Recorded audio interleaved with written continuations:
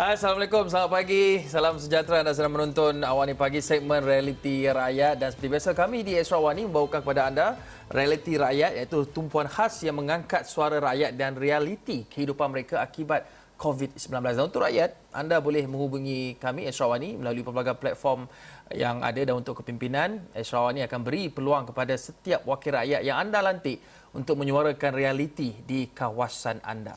Ya, Hakim, dan ekonomi juga penting. Oleh itu, dari sekecil-kecil usahawan mikro sehinggalah perniagaan gedung besar, ini platform untuk anda suarakan isu dan inovasi yang diperlukan. Setiap masalah, segala kegusaran akan kami cuba bawakan di Astro Awani. Segmen Realiti Rakyat hari ini di Awani Pagi bermula sekarang.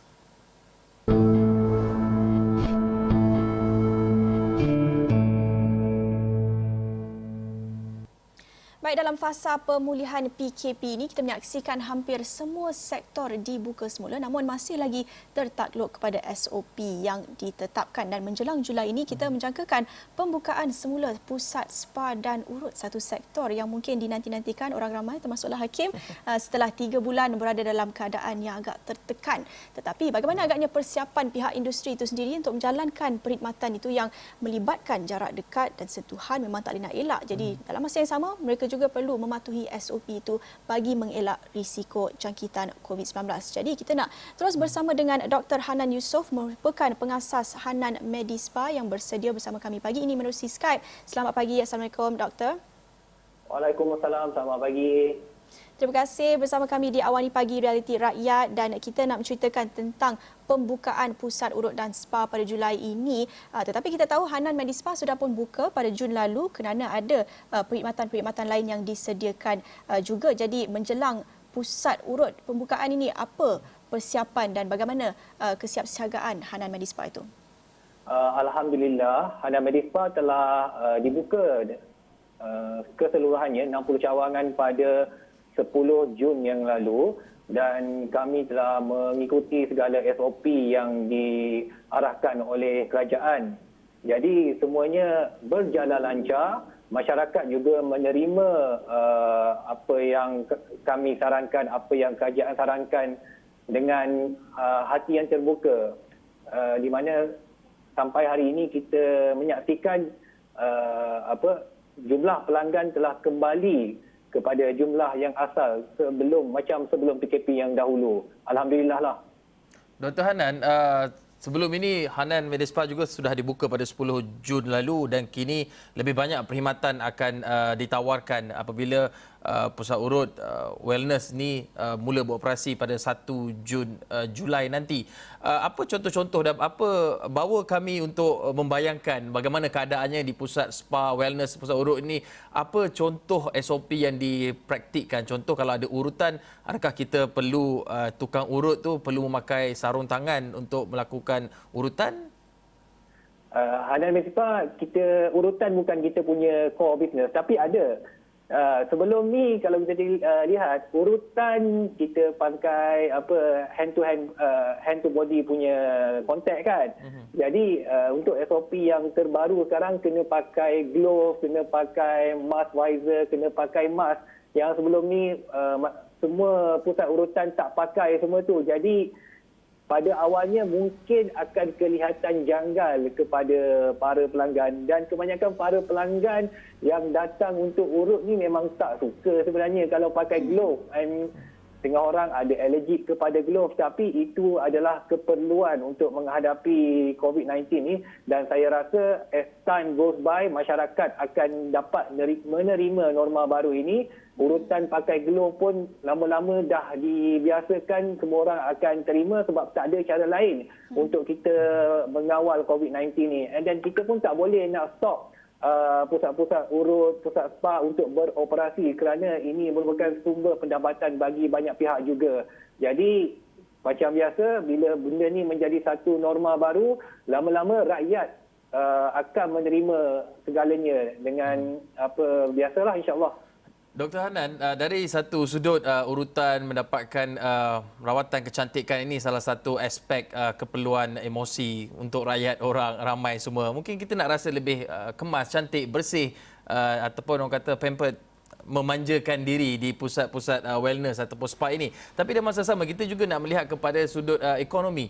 Macam sebelum ini Hanan Medi Spa dan banyak juga spa-spa lain telah ditutup, tidak dibenarkan beroperasi, tapi dibenarkan semula beroperasi pada 10 Jun lalu dan kini 1 Julai akan datang lebih banyak lagi akan dibuka. Jadi dari sudut pemulihan ataupun keuntungan itu bagaimana? Adakah ianya akan berapa lama sebenarnya tempoh yang dijangkakan untuk industri spa wellness ini kembali pulih? Ketika kita terpaksa tutup selama 3 bulan dan bagi kami Hanan Medi Spa yang mempunyai 1,000 orang pekerja, itu merupakan satu cabaran yang amat hebat. Macam mana kita nak maintain 1,000 orang pekerja itu, tapi dengan adanya bantuan oleh kerajaan, subsidi upah dan bantuan sara hidup daripada pihak kerajaan, para pekerja kami dapat melalui tempoh 3 bulan ini dengan jayanya lah. Tak ada orang yang terseksa ke, tak ada staf yang kebulu nak makan. Terima kasih kepada kerajaan Malaysia. Jadi apabila tindakan pantas daripada kerajaan ini telah berjaya menyelamatkan para pekerja kami dan seluruh rakyat Malaysia, dan pada bulan ini kami dapat, walaupun baru buka selama 20 hari, kami dapat melihat sale setiap cawangan dah kembali kepada asal. Jadi saya jangkakan untuk industri spa, untuk industri kecantikan, pemulihan tidak akan makan masa yang lama. Saya menjangkakan personally next month kami akan kembali kepada hasil jualan biasa pada bulan yang hadapan. Jadi terima kasih kepada pihak kerajaan dengan segala subsidi, bantuan, rancangan ekonomi yang telah dijalankan, rakyat Malaysia telah kembali berbelanja seperti biasa. Dan bila saya bercakap dengan para pelanggan, diorang dengan segala bantuan yang diberi ini, diorang tak rasa terbeban untuk memanjakan diri di pusat kecantikan. Dr. Hanan, tadi Dr. Hanan sebutkan bahawa ada pemakaian glove, pemakaian pelitup separuh muka kepada kaki tangan yang ingin memberikan perkhidmatan kepada pelanggan. Dari segi harga pula bagaimana, Doktor? Sebab kita tahu sebelum ini bagi perkhidmatan gunting rambut, kerajaan telah menyarankan bahawa tiada caj tambahan dikenakan terhadap selain daripada caj yang dibenarkan. Bagaimana pula dalam sektor wellness ataupun spa ini? Dalam sektor kecantikan, penggunaan glove dan juga pelitup muka ialah satu kebiasaan even sebelum masalah COVID-19 ini berlaku. Jadi sebenarnya ianya tidak menimbulkan isu kos kepada kami, pusat kecantikan. Cuma apa yang mungkin kami kena tambah ialah visor itu. Tapi saya percaya penambahan yang disarankan oleh kerajaan ini tidak begitu membebankan mana-mana pengusaha spa atau pusat kecantikan, sebab ianya ialah untuk kebaikan pusat, untuk kebaikan perniagaan itu sendiri. Dan saya di seluruh Hanan Medi Spa kita tidak menaikkan sebarang caj perkhidmatan, walaupun kita kena tambah visor, kena tambah apron, semua itu, sebab kos untuk semua itu adalah amat murah, sebab sekarang dah ramai pembekal-pembekal baru, supplier sudah banyak sekarang. Jadi kos itu bagi pihak kami boleh diabaikan. Mungkin bagi pengusaha kedai gunting yang kecil ia merupakan satu kos yang besar, sebab diorang tidak mengenakan caj yang premium. Jadi bagi sesetengah barber mungkin mereka terpaksa naikkan caj, tapi bagi kebanyakan pusat kecantikan dan kebanyakan salon, ianya bukannya satu masalah dan tidak perlulah untuk pihak peniaga untuk menaikkan sebarang caj. Sebab itu ialah kita anggap sebagai keperluan kepada situasi sekarang. Baik, saya kira doktor berada dalam posisi agak menarik sebab sudah ada pengalaman buka semula Hanan Medi Spa itu pada Jun lalu, dan mungkin boleh bagi sedikit nasihat kepada pihak industri lain yang akan membuka semula perkhidmatan urut dan spa itu pada 1 Julai nanti. Ketika awal pembukaan semula Hanan Medi Spa pada Jun hari itu, apa bagaimana penerimaan pelanggan pada awalnya dengan normal baharu, SOP tertentu, tetapi dalam masa yang sama sama doktor kata sales sekarang ini berada pada kadar yang seperti asal sebelum PKP itu. Jadi itu satu tanda penerimaan pelanggan agak baik. Penerimaan mereka terhadap pusat urut dan industri spa ini tidak begitu terkesan dengan pandemik COVID-19. Jadi apa contoh nasihat yang boleh doktor kongsikan dengan pihak industri? Apa yang kami buat sebelum pembukaan pada 10 Jun yang lalu, kami telah memberi kesedaran, memberi tahu kepada para pelanggan kami yang semua cawangan kami akan mengikut segala SOP yang telah disarankan oleh pihak kerajaan. Jadi kami dah buat video, kami dah buat posting dekat social media bagaimana kami akan melakukan semua perkhidmatan mengikut SOP. Jadi dengan pemberitahuan awal kepada para pelanggan, ianya telah meyakinkan para pelanggan bahawa untuk datang buat rawatan di pusat kecantikan kami selamat mengikut arahan KKM. Jadi saya menyarankan kepada semua pihak di luar sana melakukan perkara yang sama. Buat video bagaimana mereka akan melakukan perkhidmatan ikut SOP. Jadi apabila pelanggan melihat, mereka akan berasa yakin tempat yang mereka bakal kunjungi itu selamat. Dan ianya juga merupakan satu, saya menganggap masalah yang berlaku sekarang, COVID-19 ini, dia satu rahmat kepada kami. Dalam perkhidmatan beauty, dalam perkhidmatan spa sebelum ini, masyarakat tidak ambil penting tentang kepentingan appointment.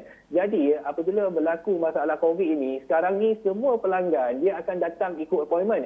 Jadi para pengusaha sepatutnya menganggap ini sebagai satu rahmat sebab appointment amat penting kepada satu perniagaan di mana kita boleh mengatur kedatangan pelanggan dengan tersusun. Jadi keuntungan juga boleh dimaksimumkan.